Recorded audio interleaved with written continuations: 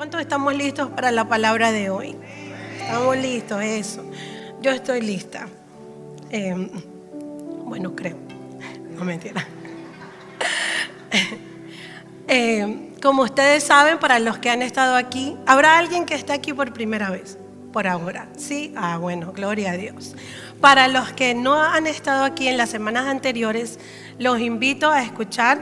Para los que sí están, ustedes saben que el tema que se ha estado compartiendo es acerca del ¿qué? El corazón, ¿verdad? Hemos estado recibiendo una serie de mensajes que tienen que ver con el corazón.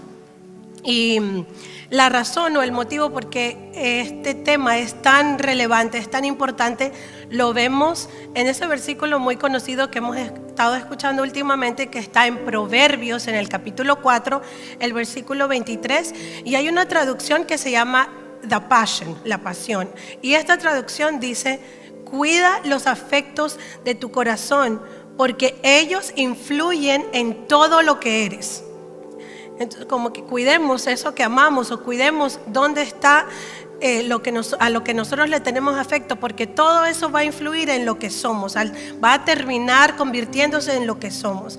Así que tomando esta palabra en cuenta, este versículo, y también por la dirección que tengo de parte de Dios, en el día de hoy vamos a compartir acerca del perdón, específicamente del perdonarnos mutuamente, del perdonarnos unos a otros, porque hay otro tipo de perdón que es el perdón de Dios, ¿verdad? Entonces, pero vamos a hablar en el día de hoy acerca del perdonarnos unos a otros. Y personalmente considero que este es un tema que es como para llevarse a casa y hacer tarea y orar y pedirle al Señor que, o sea, meditar en eso, y no solamente algo que se escucha en una vez y ya ahí quedó todo, sino que es algo que nos puede servir en nuestro tiempo de devocional con el Señor, para que Él traiga a nuestro corazón o a nuestra memoria algo que quizás nosotros no tengamos conciencia que esté ahí con respecto al perdón.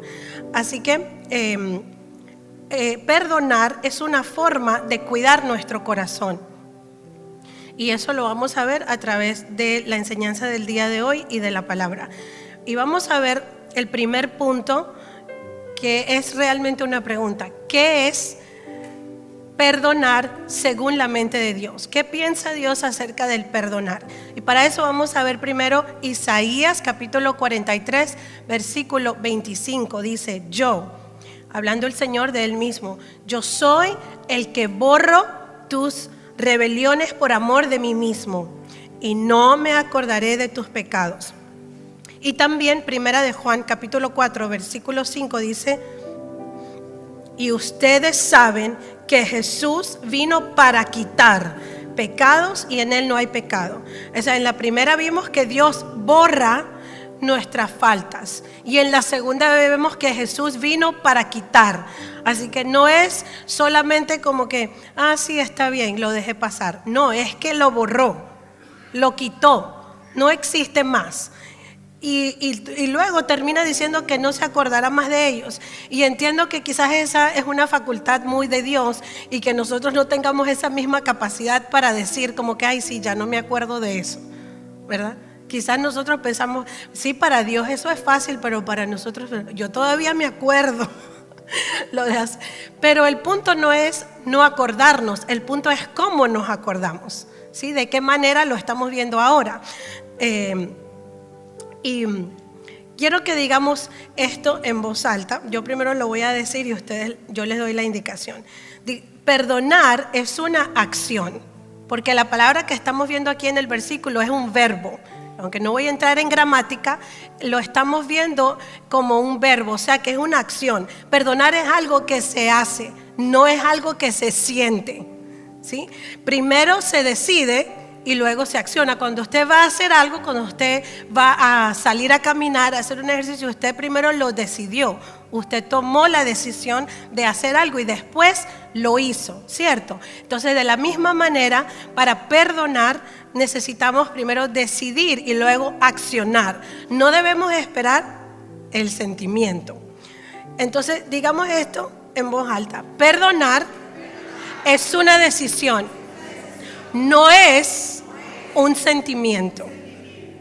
¿Cuántas cosas en la vida diaria, en nuestra rutina, no hacemos ya, que no necesariamente son algo que sentimos hacer, sino que hacen parte de nuestras responsabilidades, nuestros compromisos en el trabajo o cosas que hacemos para los de nuestra casa, de nuestra familia, pero que no necesariamente sentimos hacerlas? Las hacemos porque es nuestro deber. Así que esto es algo parecido. Y les voy a contar como un ejemplo personal. Hace unos años yo tomé una decisión para cuidarme físicamente de hacer un ayuno casi que todos los días. O sea, de cambiar mi horario de comer. Y lo que trato de hacer, no siempre pasa, pero lo que trato de hacer es que después de las 7 de la noche yo no como nada.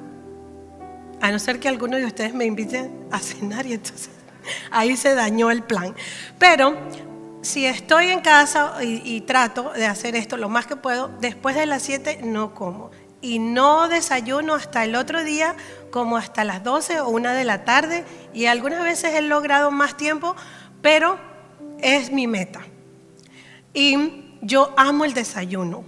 Es mi comida favorita. Amo el café y el pan. Así que eso no lo hice por nada como un sacrificio a Dios ni nada por el estilo. Lo hice solo por cuidar mi cuerpo. Entonces, algunas veces mis niñas o mi esposo, ellos sí comen como a una hora más temprana que yo, pero nada de eso a mí me mueve de mi decisión de que no es mi hora de comer. Pueden ser las 8, las 9, las 10 de la mañana, las 11. Ellos pueden comer pan, hacer huevitos, tomar café. Es más, yo le hago el café a mi esposo en la mañana, se lo sirvo 2, 3 tazas y a mí no me da nada. Yo tomo tecito de Herbalife o agüita con limón. Yo tomo cualquier cosa, pero yo no como, y ya en este momento no es un sacrificio para mí, es natural. Porque es un hábito que se ha convertido ya en una decisión constante para mí. O sea, llevo ya como 3 años haciéndolo así. Y no importa la hora que sea, a las 2 de la tarde usted me va a ver con mi tacita de café y mis 3 huevitos que me como. Porque a esa hora rompo mi ayuno. Entonces, quiero compartirles algo que descubrí al estar estudiando esto acerca de lo que le acabo de compartir.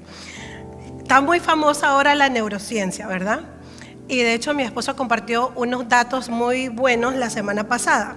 Y la neurociencia confirma lo siguiente: una decisión repetida constantemente reduce el esfuerzo mental requerido, permitiendo que el cerebro automatice la acción y forme un hábito sólido.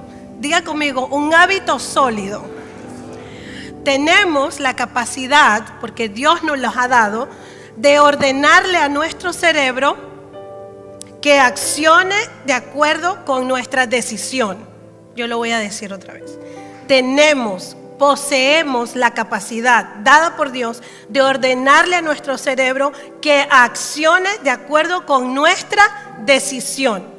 Cuando repetimos la decisión de perdonar, educamos, le estamos enseñando, estamos disciplinando a nuestro cerebro a hacerlo cada vez sin que nos sea tan gravoso como a las primeras veces.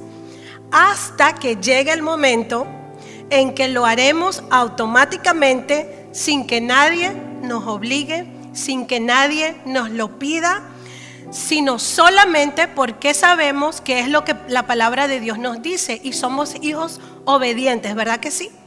Entonces, de la misma manera como yo decidí hacer mi cambio de horario y desayuno a las 2 de la tarde, de esa misma manera he entendido y he aprendido que amar y perdonar es una decisión.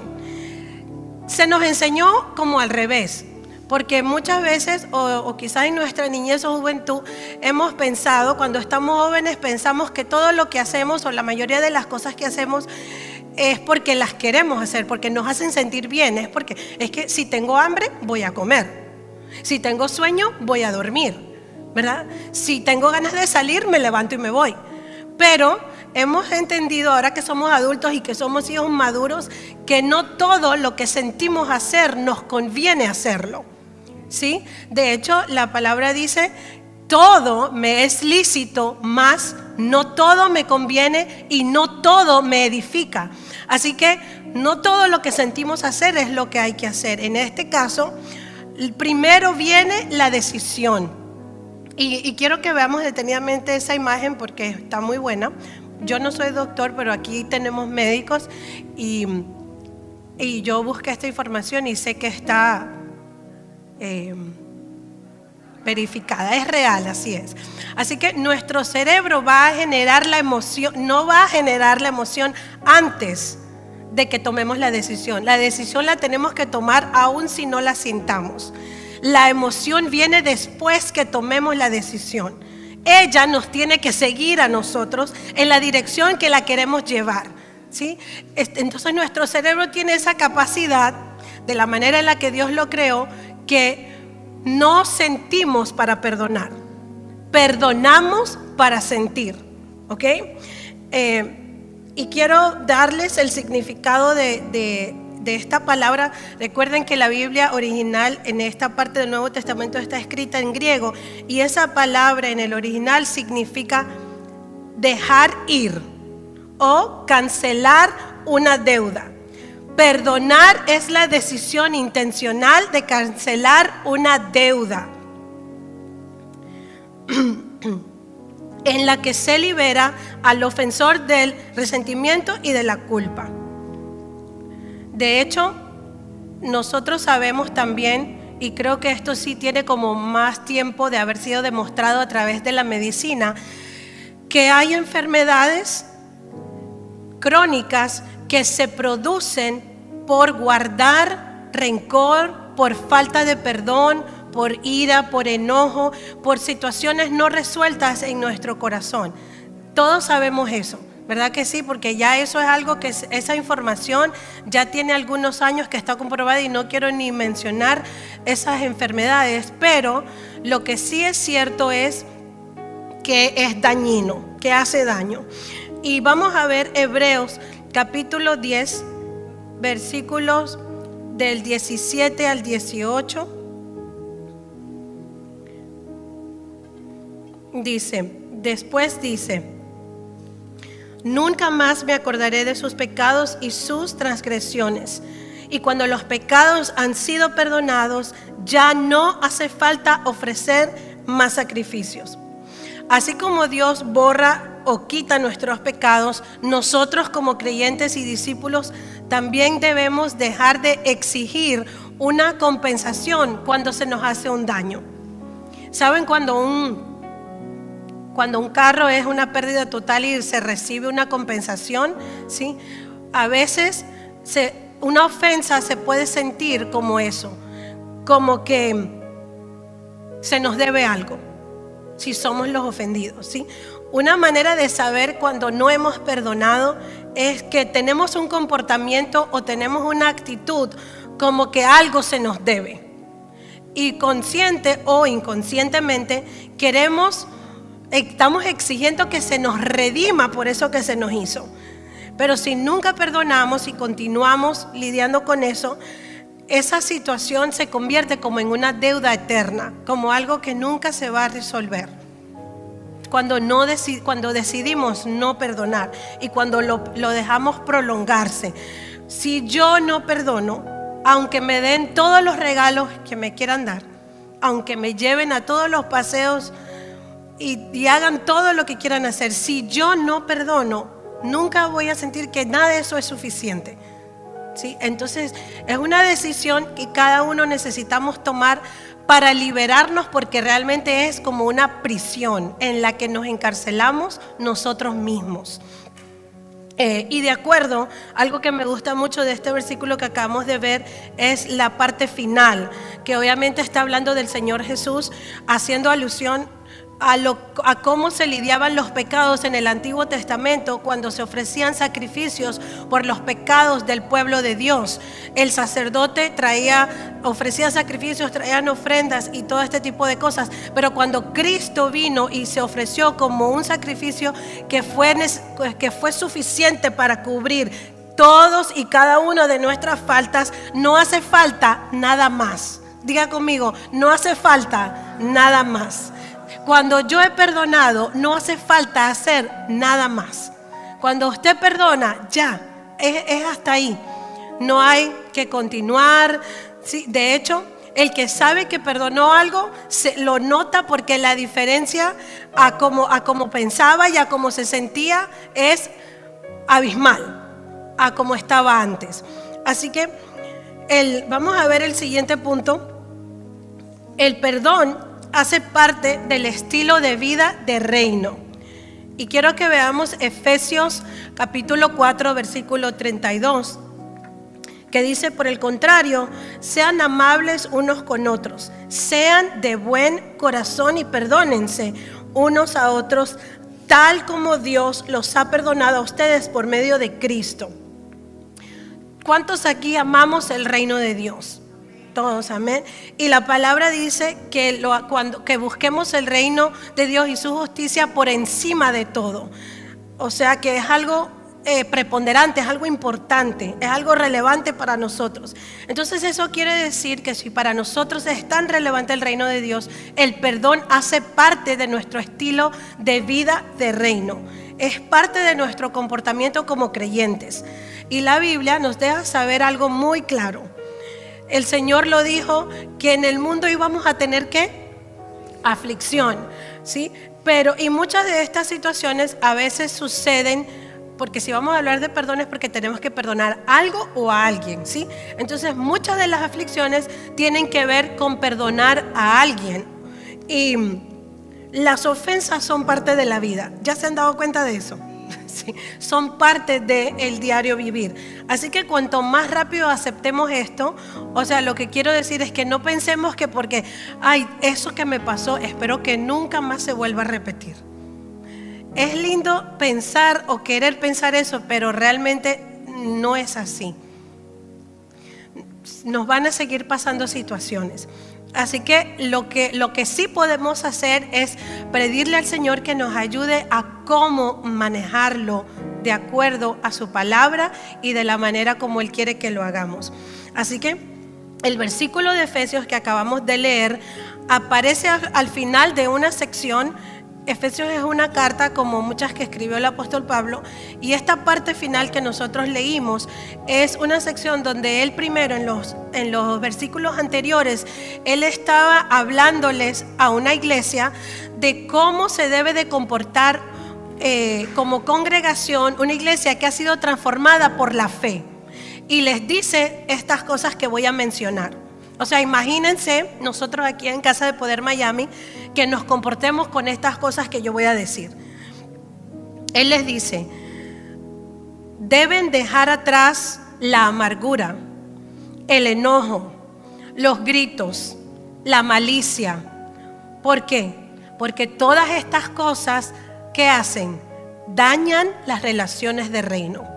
Todo lo que acabo de mencionar dañan las relaciones entre nosotros. Entonces, después que les dice que dejemos esa manera de ser, les dice la manera correcta de comportarnos o de tratarnos entre nosotros, y dice: el perdón, perdónense y sean amables. Eso es lo que les dice, que dejemos esa manera, la amargura, los gritos, la malicia, y que entonces adoptemos esta manera y que seamos buenos, de buen corazón, y que nos perdonemos las faltas. Y el perdón en este contexto, quiero hacer una aclaración, en este contexto que estamos viendo en este versículo, no significa negar o hacerse como que no ha pasado nada. O sea, como que no hubo un daño. No se trata de eso, ¿sí? Porque tampoco estamos locos. Si pasó algo, está bien, sí pasó algo, pero no está diciendo eso como que, sí, no vi nada, estoy Shakira, no vi, no escuché, no sé, no, ¿verdad? Lo que está diciendo es es renunciar al deseo de la venganza y de no quedar gobernados por el resentimiento. Dos cosas: que no queramos vengarnos por lo que se nos hizo y que no vivamos con un resentimiento en nuestro corazón. Y la base del versículo está en lo siguiente: como Dios nos ha perdonado por medio de Cristo. Así que no solo se trata de perdonar porque es lo correcto, se trata de perdonar porque Dios me perdonó a mí primero. Y si Dios me perdonó a mí primero, yo también por ese perdón que he recibido de parte de Dios por gracia y por su misericordia, entonces yo voy a dar de gracia lo que de gracia he recibido. Amén. Amén.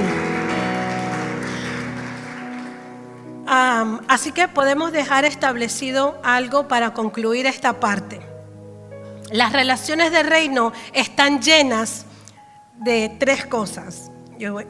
La luz está apagada, pero yo voy a buscar a mis chicas de las clases bíblicas.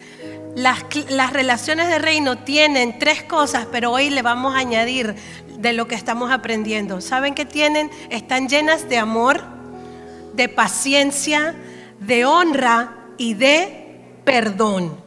¿Sí? De esas cosas están llenas las relaciones del reino. Ese es el trato que nosotros como hijos de Dios recibimos de parte de Dios, y ese es lo mismo que nosotros debemos de dar. Y quiero que avancemos un poquito. Vamos a ver un versículo que está en Mateo capítulo 6, donde vamos a hablar de precisamente esto que estaba diciendo, es que tenemos que perdonar para que recibamos perdón.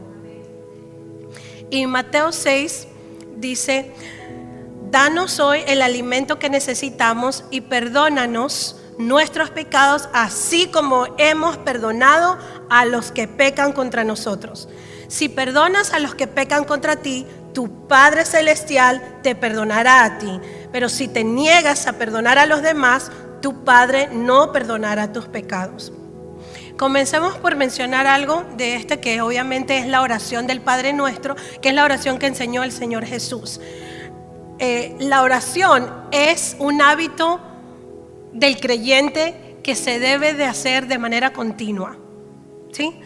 No de una manera religiosa, sino viene desde el reconocer cuánto necesitamos a Dios. Yo no puedo pretender que yo voy a orar una vez a la semana y que eso fue suficiente. Sí, o sea, yo sé mis debilidades, yo sé cuánto necesito a Dios, yo necesito orar todos los días. No para cumplir un requisito, no para sentirme bien, sino para escuchar a Dios, recibir dirección de Él. Y ahora vamos a ver algunas cosas más. Cuando esta parte que acabamos de leer dice: danos hoy el alimento de hoy, y Dios y lo que el Señor les está enseñando es que cada día tienen que orar por esa provisión que necesitan. Y yo sé que Él no solo se estaba refiriendo a la provisión física o a lo material, porque también tenemos otro tipo de necesidades, ¿cierto? Como nuestra necesidad de crecer espiritualmente y también de sanar emocionalmente. Así que es todo el alimento que necesitamos, es algo que se debe de pedir a diario. Y continúa, no hay un punto, hay una coma, lo que quiere decir que lo siguiente hace parte de este versículo que dice: y perdónanos, danos el alimento hoy y perdónanos. O sea que cada día, así como pedimos el pan, cada día también debemos de pedirle perdón a Dios por nuestros errores, por nuestras faltas, y también de esa misma manera o con esa misma frecuencia debemos de practicar el perdón. Necesitamos.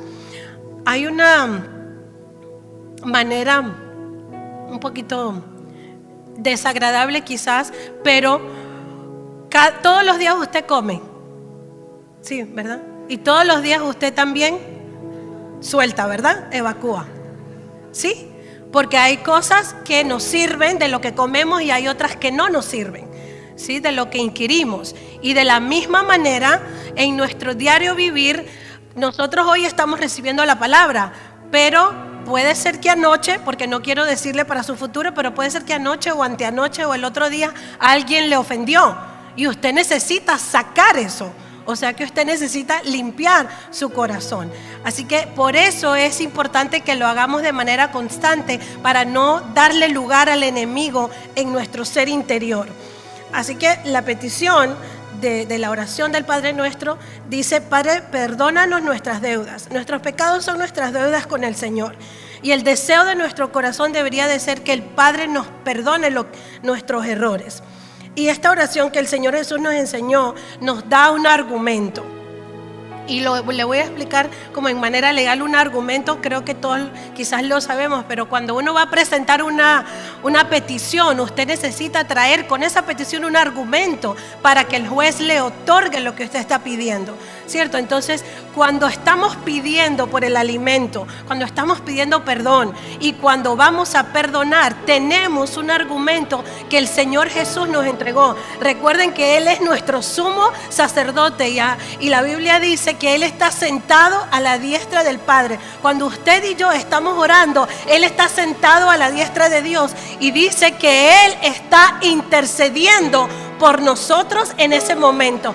Ante cualquier cosa que el enemigo quiera traer en nuestra contra, cuando usted se pone en la presencia de Dios y se posiciona como hijo y trae su causa delante de Él, usted va con el Señor de su lado, ¿sí?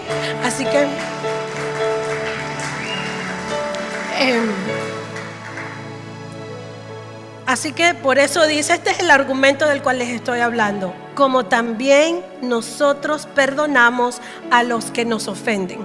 El escrito está en tiempo continuo y es un hecho, lo está dando por sentado de que nosotros, o el que está orando, el que está diciendo: perdóname, Señor, así como también yo perdono a los que me ofenden, lo está dando por un hecho de que siempre perdono, lo está asegurando.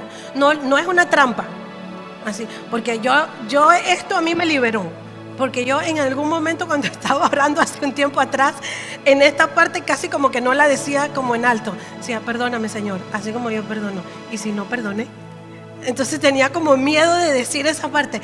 Pero ahora que entiendo mejor, lo que quiere decir es que está dando, debería de ser, ¿sí? Lo está asegurando de que eso es lo que hacemos. Así que decido perdonar porque Dios me perdonó primero. Dios me perdonó primero.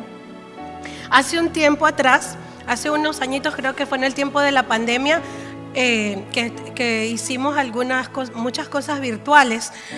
Hice un estudio, o retomé un estudio, porque realmente lo habíamos hecho con nuestros apóstoles hace años atrás, y simplemente fue algo que desempolvé y quise compartirlo como en un tiempo de oración que tuvimos. Y recuerdo que cuando llegué a esta parte de lo del perdón, aprendí el significado de una palabra que me impactó mucho en ese momento y se me quedó, y es la palabra deuda. Y esa palabra deuda en el versículo de Mateo quiere decir que es un tipo de deuda que no se puede pagar. Los que conocen un poquito de finanzas, o si usted vive aquí que sabe que tiene crédito, ¿verdad? Que el crédito es importante, sabemos que hay diferentes tipos de deudas, ¿cierto? Entonces, el tipo de deuda del cual habla esta palabra es cuando se ha causado un daño que es irreparable, cuando es una pérdida total. Es como cuando una persona se declara en bancarrota y dice: no tengo cómo pagarte lo que hice. ¿Sí? Nosotros tenemos una deuda de esa forma con el Señor. Es una deuda que no podemos pagar, pero que Cristo pagó por nosotros. Amén. Nosotros no tuviésemos cómo hacer, pero la buena noticia es que Cristo nos dijo, y diga conmigo: deuda cancelada. Él canceló esa deuda que teníamos. Y en Efesios capítulo 1, versículo 7 dice: Dios es tan rico en gracia y bondad, que compró nuestra libertad con la sangre de su Hijo y perdonó nuestros pecados. Dios es tan rico en gracia y bondad que Él compró, que Él pagó ese precio, esa deuda que yo no podía pagar, la compró con la sangre de su Hijo y perdonó mis pecados. Y quiero que veamos Colosenses capítulo 3, versículo 13. Decisión equivale a acción. Memorícese eso. Decisión equivale a acción. Cuando usted decide algo, usted va a accionar, ¿verdad? Vamos a ver esta. Dice, sean comprensivos con las faltas de los demás y perdonen a todo el que los ofenda. Recuerden que el Señor los perdonó a ustedes, así que ustedes deben perdonar a otros. Soportar, perdonar o dejar pasar por alto las ofensas que se nos hacen confirman algo. Confirman la certeza de que Dios nos ha perdonado a nosotros. Solo el hecho de que Dios nos haya traído esta palabra en el día de hoy nos asegura que cada uno de nosotros, y lo sabemos, tenemos el perdón de Dios. Así que nosotros no debemos de caminar con ningún tipo de duda o de que será que Dios me perdonó o no. La palabra de Dios dice en Romanos que ninguna condenación hay para los que estamos en Cristo. Así que, ¿cuántos creen que Dios les ha perdonado? ¿Sí? Amén. Ok. Lo que nos compete a nosotros y lo que estamos recibiendo de parte de Dios en el día de hoy es que nosotros necesitamos caminar en esa misma verdad, en ese mismo perdón que hemos recibido. Algunas veces el trato de Dios en nuestra vida puede verse como que Él nos permite disfrutar de una bendición por un tiempo, pero llega un momento donde Él también quiere que nosotros accionemos de esa misma manera. Si Él nos amó, amemos. Si Él nos perdonó, perdonemos. Si Él nos da, es para que demos a otros, ¿sí? No es solamente como para que nos sintamos bien o para nosotros mismos. No se trata de nosotros, siempre se trata de Él en nuestra vida, siempre. Y es importante que mencionemos que el dolor de una ofensa es real, es verdad, duele bastante, ¿verdad? Y aunque tomemos la decisión de perdonar, también es bueno decir que eso no significa que porque hayamos decidido perdonar, el dolor va a desaparecer automáticamente y ya no vamos a sentir, ya no vamos a sufrir porque porque decidimos perdonar. No funciona así, quisiera decirles, pero la verdad es que recuerden que perdonar no es un sentimiento. Así que los sentimientos van a venir y van a volver y van a ser diferentes tipos de sentimientos. Y miren, perdonar es el inicio de toda sanidad. Hay un salmo que a mí me gusta muchísimo. Yo tengo como ciertos pasajes de la Biblia que son como declaraciones que Dios me ha regalado para mi vida a través de mi relación con Él. Y uno de mis salmos favoritos es el que cuando el rey David estaba hablándole a su propia alma. Y él le dice, alma mía, bendice al Señor. Y no olvides ninguno de sus beneficios. Y el primero que menciona es el del perdón, porque Él es el Dios que perdona. Y el siguiente dice que Él es el que sana. Así que ese orden es importante. Perdonar es lo primero, sanar es otra cosa y viene después, ¿ok? Así que hay una imagen que van a ver ahora y yo quiero que usted declare esto y que usted lo reciba en su corazón. Perdonar es el inicio de toda sanidad. Y ahora sí, vamos a ver esta imagen. Miren, cuando estamos en el proceso de sanar, que ya no estamos hablando, ya perdonamos, pero tenemos que sanar, ¿verdad? Esa situación causó cositas en nosotros que van a producir algunas distorsiones y nosotros tenemos que ser intencional en buscar sanidad en el Señor. Y durante ese proceso podemos pasar por todas esas diferentes emociones. Y podemos en algún momento sentirnos, yo se las voy a traducir por si no saben, podemos sentirnos preocupados, sorprendidos, como que yo no me esperaba que me hicieran esto. Podemos sentirnos felices un día como que sí, está bien. Podemos sentirnos tristes, bravos, enojados, pensativos. Podemos sentir celos, agradecimiento. Podemos sentirnos orgullosos. O el orgullo también puede entrar en nuestro corazón. Podemos sentirnos amados también si estamos permitiendo que el Señor lo maneje por nosotros. Podemos sentirnos emocionados, asustados, con temor, con miedo, asombrados.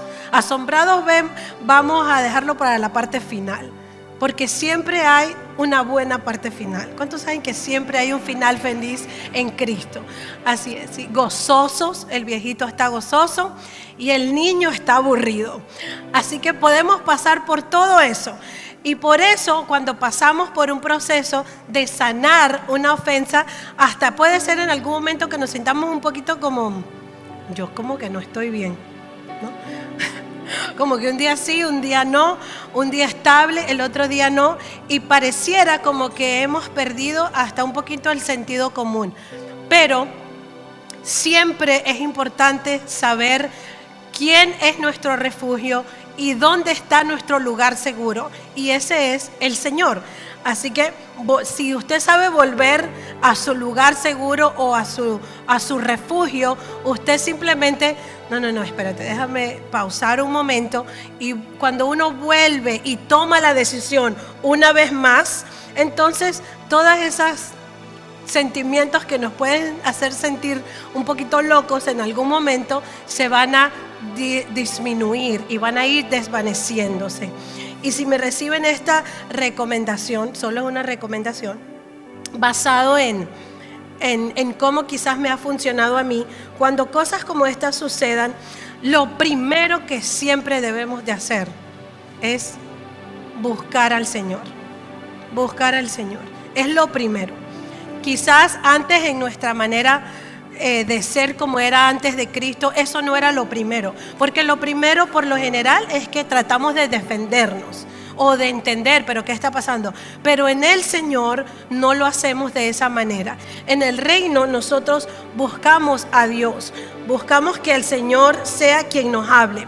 Así que cuando lo hacemos de esa manera, el Señor es quien va a traer respuestas, claridad a nuestra mente, y va a traer algo que se llama gozo. ¿Sabe que cuando en el versículo de Nehemías que habla del gozo, antes de que dice que el gozo del Señor es nuestra fortaleza, antes de eso dice, no se entristezcan? Y yo le he añadido una frase mía propia que dice, yo le digo a las personas cuando les quiero hablar del gozo, no estés triste, porque la tristeza debilita, ¿sí? Pero el gozo del Señor es la fortaleza de nuestra vida, ¿sí? Entonces, porque es como sentido común, ¿verdad? Si el gozo me fortalece, ¿qué hace la tristeza? Que te debilites. Es normal, es así. Entonces por eso se nos instruye, no estén tristes, sino que estemos gozosos. Y eso no quiere decir que me estoy riendo a cada rato, porque no tiene que ver con algo externo, sino con algo en mi interior. Y el Señor en su bondad, cuando lo hacemos de esta manera, va a traer algo que se llama su amor. Y la Biblia dice que su amor cubre multitud de faltas. Y de repente, cuando permitimos que el amor de Dios invada nuestra vida y todo lo que sea que esté sucediendo, ¿sabe qué va a suceder? Eso que usted pensaba que era tan gravoso, de repente perdió todo el poder y se vuelve nada, porque delante del Señor nada de eso tiene ni tamaño, ni poder, ni lugar, sino que el amor de Dios es mucho más grande que cualquier ofensa que una persona nos pueda hacer. El amor de Dios cubre multitud de faltas y el amor de Dios cubre todo. Así que el hecho de que podamos tener esos episodios, como vimos las caritas, podamos tener esos episodios, se pueden repetir. Eso no significa que no ha perdonado, ¿Por qué? No significa que no ha perdonado, porque perdonar no es un sentimiento, es una decisión. Así que esos sentimientos no quieren decir que usted no perdonó, solo son los sentimientos y nosotros no nos llevamos por lo que sentimos, ¿verdad? No nos llevamos por lo que sentimos, sino nos llevamos por lo que dice la palabra de Dios y por la decisión firme que hemos tomado de que vamos a hacer lo correcto, y lo correcto es perdonar, y que vamos a dar lo que hemos recibido de parte de Dios. Así que algunas recomendaciones para ir avanzando ya casi hasta la parte final, algunas recomendaciones que nos van a ayudar cuando nos encontremos en este tipo de procesos. No hable más de la ofensa, o no lo hable desde el dolor que le causó la ofensa. Si lo va a hacer, hágalo porque Dios le dio una dirección que lo haga, porque lo va a contar como un testimonio para darle gloria a Dios, porque usted va a contar lo grande que Dios hizo cuando atravesó esa situación, pero no va a hablar de lo que sufrió, de lo que le quitaron, de lo que le robaron, de lo que no era, de lo que fue, de lo que antes fue y que ya no es. Usted va a hablar, pero Dios me sacó a un lugar espacioso, pero Dios cambió ese lamento en gozo, en alegría. Así que usted lo puede contar como por dirección de Dios, y para dar gloria al Padre y para dar un testimonio, y recordando el versículo de Isaías: pero no me acordaré más de eso, no me acordaré para entristecerme ni para entristecer a nadie. Cuando nos lastimamos la piel, cuando nos arrancamos un pedazo de piel, cuando estamos niños que nos caíamos, aquí eso yo no veo que se ve mucho. Yo tengo mis rodillas como que todas marcaditas, porque yo sí jugué en la calle mucho, ¿no? Aquí no, obviamente, pero en Perú sí. Y usted sabe que después, cuando uno se arranca un buen pedazo, sale una costra, ¿verdad? Sale una costra. Qué fea que son esas costras. Esas costras son feas, pero son necesarias, porque esa costra permite que esa herida sane. No, entonces habemos algunos que nos gusta estar rasca la costra, porque pica, ¿verdad? Eso empieza como a picarle a uno, y entonces uno no quiere, pero a la vez como que no aguanta las ganas y estás ahí. Y eso mismo nos sucede cuando nos lastiman el corazón. Queremos estar ahí, tócala y tócala y tócala. Entonces quiero decirles que de esa misma manera, ¿qué sucede cuando no permitimos que esa costra nos ayude a sanar esa herida? Terminamos con cicatrices que posiblemente nunca van a desaparecer. Si intentamos una y otra vez seguir tocando la misma herida. Pero si usted decide soltar y perdonar, ahí va a pasar como que no hubo nada. Ahí no pasó nada. ¿Ok? Así que todo depende del manejo que nosotros le demos, porque a todos nos ofenden y también todos ofendemos, ¿sí? Entonces, todo depende del manejo que nosotros decidamos de tener, de cómo lo vamos a manejar. Así que Eclesiastés, que también es uno de mis... Bueno, a mí me gusta la palabra, de Dios. Así que yo cada rato siento que estoy diciendo, es que me gusta este versículo. Pero Eclesiastés habla de que hay un tiempo para todo, ¿sí?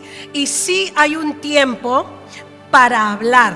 Sí hay un tiempo para dialogar, para contar. Sí hay un tiempo quizás hasta para resolver el asunto, pero es un tiempo, no es para siempre. Es un momento definido, ¿sí? No nos debemos de quedar permanentes en eso de que, ay, ya otra vez hablando lo mismo. ¿Hasta cuándo voy a escuchar el mismo cuento? De hace 30, 20 años atrás. Ay, no. Y de esa manera en la que cuando alguien te cuenta algo, aunque haya sido difícil, pero lo cuenta con alegría, a uno le gusta escuchar, porque cuando hablamos de un testimonio que Dios nos ha dado, ¿saben qué estamos haciendo? Estamos profetizando. Ese es el significado del testimonio. Y el testimonio es de lo que Dios hizo, no de lo que me pasó a mí. El testimonio no es mío. El testimonio es lo que Dios hizo, solamente que yo fui un instrumento y fui la persona que quiso Dios usar en ese momento, pero todos tenemos un testimonio. Así que el testimonio da gloria a Dios y es para hablar de lo que Dios hizo, no de mi cuento de tristeza ni de dolor. Así que cuando nosotros vamos a soltar y vamos a hablar, y Dios nos permite un momento o un tiempo para hablar de eso, ¿sí? Pero sí hay un momento que también es un momento para soltar y para entonces poder sanar. Cuando alguien nos hace algo, o cuando nosotros ofendemos a alguien, es inevitable el dolor, ¿verdad? Es inevitable que no nos duela. Pero ¿saben una cosa? No perdonar duele más. No perdonar hace más daño que la ofensa que se nos causó. Quedarnos con esa carga duele más y daña más nuestro corazón, y puede llegar hasta dañar nuestro cuerpo físico, nuestra salud, tanto física como mental, si decidimos no perdonar y si permanecemos con esa falta de perdón. Ambas son difíciles. Esto me recordaba que no sé si algunos han escuchado cuando mi esposo ha dicho últimamente, ser gordo es difícil, pero ser flaco también, ¿sí? Perdonar es difícil, pero no perdonar es peor, ¿sí? La diferencia es que perdonar te libera, pero no perdonar te mantiene preso de esa falta de perdón. Y vamos a ver Romanos 12, capítulo 17 al 21. Después de esto le quisiera pedir a Cristian, May, los del equipo de alabanza, Rochi, si pudieran venir a acompañarme para la parte de la administración. Vamos a ver Romanos capítulo 12 del 17 al 21. Nunca devuelvan a nadie mal por mal. Compórtense de tal manera que todo el mundo vea que ustedes son personas honradas. Hagan todo lo posible por vivir en paz con todos. Queridos amigos, nunca tomen venganza. Dejen que se encargue la justa ira de Dios, pues dicen las Escrituras: yo tomaré venganza, yo les pagaré lo que se merecen, dice el Señor. ¿Quién pelea por nosotros? El Señor. Él es nuestra justicia. Y aunque el enemigo con frecuencia intenta usar personas para herirnos, y algunas veces son las que más amamos, porque cuanto más cercano sea, más duele, ¿sí? No nos duele que un extraño o que alguien de afuera o que alguien a quien quizás no le tengamos mucho afecto no te afecta mucho. Duele más dependiendo de quién se trata el que cometió la ofensa contra nosotros. Pero también es cierto que de esa manera como el enemigo posiblemente pueda usar a algunas personas para herirnos, también es cierto que nosotros podemos permitir que continúe haciéndonos más daño si no perdonamos. Si no perdonamos, o sea, la ofensa solo es una provocación. Es una trampa. Nosotros decidimos si caemos en la trampa o no, ¿sí? De hecho, por eso también hemos recomendado el libro de las ofensas, y se llama así: la trampa de Satanás es la ofensa. Es una trampa. Yo muchas veces he aprendido a decirme a mí misma mentalmente, porque no voy a andar diciendo eso, y cuando de repente me ha parecido o he creído que algo se dijo que me pudo haber ofendido, yo me digo a mí misma por dentro: es una trampa, no caigas. No voy a caer en esa trampa. No voy a responder como quizás pudiera responder humanamente. No voy a responder como de la manera que se me habló o con la acción que se tomó hacia mí. Y quiero que veamos Lucas capítulo 6, versículo 27 al 31 y luego el 35 y 36. Dice: a los que están dispuestos a escuchar. ¿Cuántos están dispuestos a escuchar? Amén.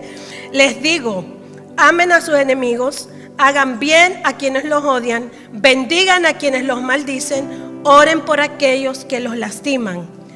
Si alguien te da una bofetada en una mejilla, ofrécele también la otra.